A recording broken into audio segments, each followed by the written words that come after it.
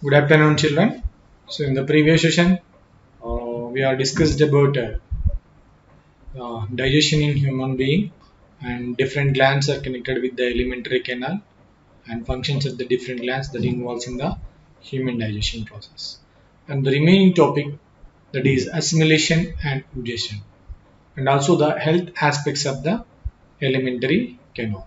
Okay, so in this session, I am going to explain about assimilation and digestion, and also the health aspects of the alimentary canal. Okay, so in the small intestine, the food material is completely digested. Okay, after the complete digestion of the food material, the food is absorbed by the finger-like projections that located in the walls of the small intestine, so which are called microvilli. Okay, so these microvilli absorb the food material and the food particles which are entered into the blood.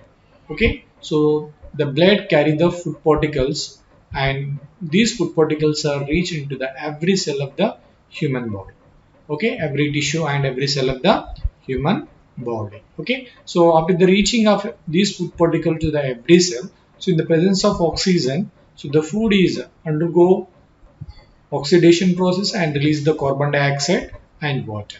Okay, along with the carbon dioxide and water, so the food is also release the energy in the form of heat. Okay, so this process is called as assimilation. Okay, so the absorbed substances have finally reached into the cells and utilize them for the growth and development of the organism. Okay, so this process is called as assimilation. Okay, so after that assimilation, whatever the waste particles that present in the small intestines are moved towards the large intestine. Okay, so in the large intestine, the waste material that contain mainly different kind of salts and water. Okay, the water and different kinds of the salts are also reabsorbed from the large intestine, and the waste material, so which become very solid, semi-solid in condition. Okay, so that semi-solid condition waste material that are moved towards the rectum and stored in the rectum. So after that, so it is defecated from the rectum to anus. Okay, so the digestive waste solidified coherent feces. Okay, this is also called as fecal matter. Okay, that fecal matter is stored in the rectum and removed to outside of the body periodically. Okay, so the process is called as defecation. The process is called as defecation, which means, okay, the fecal matter that present in the rectum is removed from the body to the outside of the body periodically by the process. So this process is called as defecation. Okay, this process is called as defecation. Now in the next slide, as you see the overall process of digestion in an animation. Okay, so in this video, so I'm going to explain the animation. So the food is taken with the help of mouth. Okay, food is taken with the help of mouth. So the food is entered into the buccal cavity and finally it is reached into the esophagus. So esophagus to stomach, stomach to U-shaped small intestine body, which is called as duodenum, and small intestine, and this is large intestine. Okay, the food is ingested by the mouth. So the food is reached into the buccal cavity, and the second part that reached into the esophagus, and third part that reached into the stomach, and then small intestine and large intestine, rectum and anus. So the food that starts from mouth and ends with the alimentary canal starts from the mouth and ends with the rectum. Okay, so the buccal cavity mainly connected with the salivary glands. I already told you. Okay, and salivary glands and liver and pancreatic. So these are the three glands that are mainly involved in the digestion. The mouth and buccal cavity. Okay, from the mouth, so we take the food. Okay, the food is crushed by teeth and with the help of tongue. Okay, tongue is in a muscular organ, so which is attached to the floor of the mouth and which can help you for the movement of the food material from the different corners of the buccal cavity. So with the help of teeth, whatever the solid particle we take, so that are crushed and break down into the smaller particle. Okay, so in this process, so the salivary glands are release the saliva. Okay, when this saliva is mixed with the food material, so to prepare a or to make a food that is slippery and slurry and soft in condition. Slippery and soft in condition. Okay, so this saliva mainly contain an enzyme which is called as salivary amylase. Okay, this salivary amylase can convert the carbohydrates into the maltose sugars. Maltose sugars. So just you see that the food material is break down and mixed with the saliva. The food material become very smaller granules and to become slurry and slippery and soft food material which is called as bolus. Which is called as bolus. Okay, so here the salivary glands are release the saliva. So after that, so this bolus is prepared in the buccal cavity is moves towards the esophagus. So just you see here, a plough-like structures are present in the pharynx area. Okay, so when the food moves towards that esophagus, so it's creating a pressure on that wall. That's why the wall is closed. Wall is closed. The windpipe. The windpipe, or which is also called as trachea. Okay, so that's why the food materials is not entered into the trachea. So it is entered into the food pipe or esophagus. Esophagus only. Okay, so the esophagus is in a long tube-like structures. So it shows the wave-like movement. So which is called as peristalsis. Peristalsis. So see, you see the wave-like movement, and finally this wave-like movement of peristaltic movement. So that helps in the reaching of food material from the buccal cavity to the stomach. Okay, so when you see the stomach, so stomach is in a sac-like organ or bag-like organ. So mainly made up with the stomach walls. Okay, these stomach walls are mainly contain the gastric glands. Gastric glands. So when the food material is reached into that stomach, so the gastric walls that are released the gastric juices. The gastric walls that are released the gastric juices. So these gastric juices mainly contain two substances. So one is hydrochloric acid and second one is pepsin. Okay, hydrochloric acid and pepsin. Okay, so due to the stomach movements, the food particles is mixed with the gastric juices. So to prepare a chyme, Okay, so especially here the HCl that present in the stomach, that kill the bacteria present in it. Okay, as well as the pepsin which is released from the gastric walls or gastric glands, so which helps the conversion of proteins into the peptides.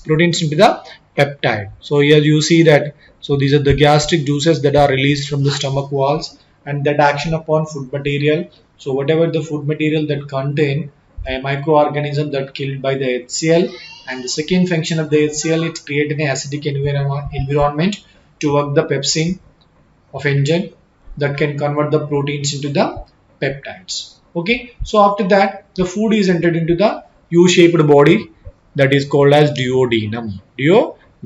So in the duodenum, what will be happen? The duodenum is mainly connected with the two glands that are, one is liver gland and second one is pancreatic gland. So just you see here. Okay, so it is in a pancreatic gland and it is in a liver gland. So the liver gland that releases the bile juices, so which mainly contain bile pigments. Okay, these bile pigments or convert the fat molecules into the simple fat globulins. And the pancreatic juices is mainly contain three enzymes that already I told you in the table. First one is an amylase, so which can convert the carbohydrates to the maltose sugar, and second one is an trypsin, so which can convert the proteins into the peptides, and third one is an lipases, so which can convert the fats into the fatty acids or simple glycerols. Okay, so the liver releases the bile juices and which can convert the fats into the fat globulins is called as emulsification. What it is called? Emulsification. Okay, so whenever you eat the fat rich food, okay, so at that time the fat rich food digestion is mainly takes place, so with the help of liver only. Okay, so after that, so finally the food is reached into the small intestine. Small intestine. So in the small intestines, what will be happen? So the small intestine, there are the two enzymes are released. Two enzymes are released. What are those enzymes? Okay, the two enzymes, that is mainly one is peptidase and second one is sucrases. Okay, these two enzymes are collectively called as succus entericus. These two enzymes are collectively called as succus entericus.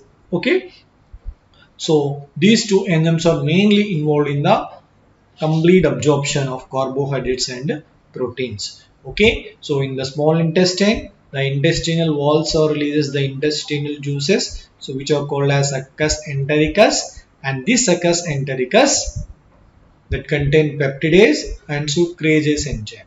Okay, this peptidase enzyme can convert the peptides into the amino acids. Peptides into the amino acids, and the sucrase can convert the carbohydrates into the glucose. Okay, so in the small intestine, fats molecules which are converted into the fatty acids and glycerols, carbohydrates converted into the glucose molecules, and finally the proteins are converted into the amino acids. So after that, all these simple digested materials is now ready to absorb into the blood. I already told you. So actually the absorption of the food in small intestine with the help of a special finger like projections that are produced from the intestinal walls, so which are called as microvilli.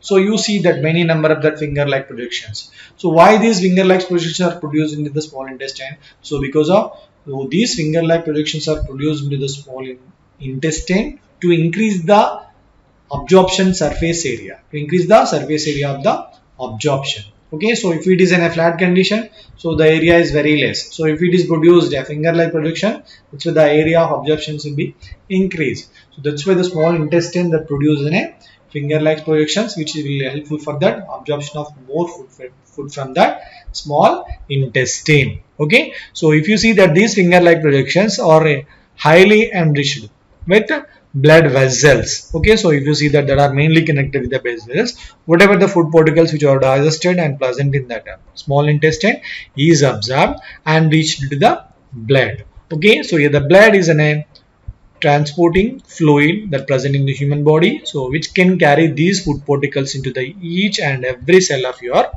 body. Okay, each and every cell of your body involves in the respirations and release the carbon dioxide and water. Along with this carbon dioxide and water, it also releases the energy.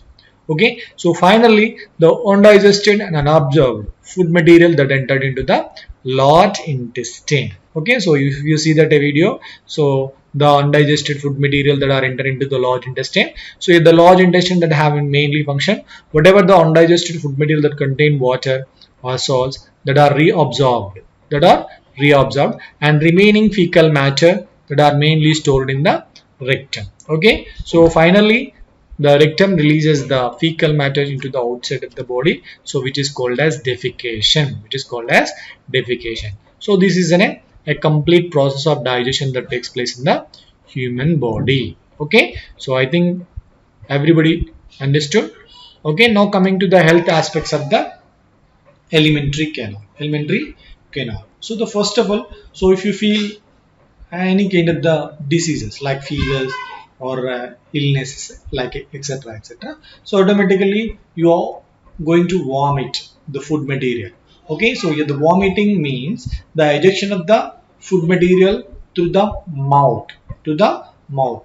Okay, so actually the esophagus that shows the peristaltic movement, so which is helpful to the entry of the food particles from the mouth to the stomach. But in sick condition, okay, so actually these esophagus that shows a reverse peristaltic movement. Okay, reverse peristaltic movement. So for example, so if you feel uneasy or if you feel undigested food, so if you feel indigestion problem, so at the time the food is expelled throughout stomach to the mouth only. Okay, so which is called as vomiting. Okay, vomiting is mainly controlled by the vomiting center, that is medulla oblongata. So a feeling of nausea proceed the vomiting. So because of whenever you take the extra protein containing material So at the time you feel nausea, so that indigested food materials which comes out from the mouth or expelled out from the or ejected out from the mouth from the stomach only, so which is called as vomiting. Okay, so along with the vomiting, so the jaundice, so its mainly affected organ is in a liver. So here the skin and eyes tell yellow due to the deposition of bile pigments. Okay, so if it is affected with that jaundice, so automatically the bile juices are released more. So due to deposition of these bile pigments, the skin and eye cells turns to the yellow. Okay, so the next one is a diarrhea. Okay, it is an abnormal frequency of the bowel movement and increase the liquidity of the fecal discharge. So I already told you the fecal discharges which are semi-solid in condition because of large intestines involves in the absorption of water and salts and remaining waste material that are mainly semi-solid in nature.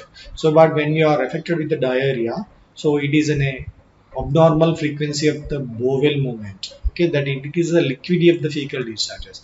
So it reduces the absorption of the food material of the element. Okay, food material. Okay, next one is a constipation. Okay, constipation nothing but it is an feces are not moved easily in the alimentary canal. This is called as constipation. Okay, the feces are retained in the rectum as the bowel movements occur irregularly. Okay, that's why it is stored in the rectum only. So it is not easily moved towards the outside. Okay, that's why the bowel movements are occurs irregular. So this problem is called as constipation. Constipation. And next one is an indigestion and ulcer. Okay, the food is not properly digested, so leading to feeling of illness. Okay, that gastric ulcer and peptic ulcers, already we listen these words. Okay, so which is mainly caused by the bacterium. Okay, ulcer bacterium. Okay, already we discussed in the ninth class. Okay, so these ulcers are mainly indices the food material. Okay, so that is also one of the health aspect of the health problem of the alimentary canal. So but how to avoid these health aspects, how to avoid the illness of the alimentary canal? So that's why we should follow some instructions to avoid the alimentary canal diseases. So that's why, so we are having simple and well balanced diet.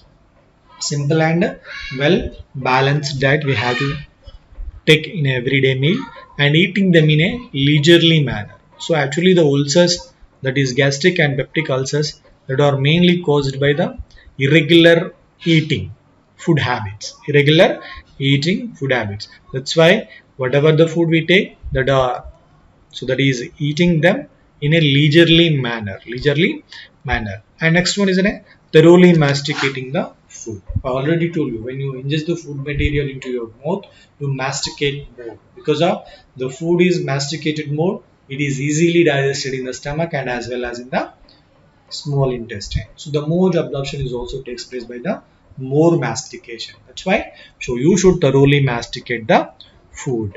Okay, and avoiding taking violent exercise soon after eating food material. So if you eat food material, so don't go for violent exercise after, even after the eating food material. Okay, so that is also one of the indigestion problem.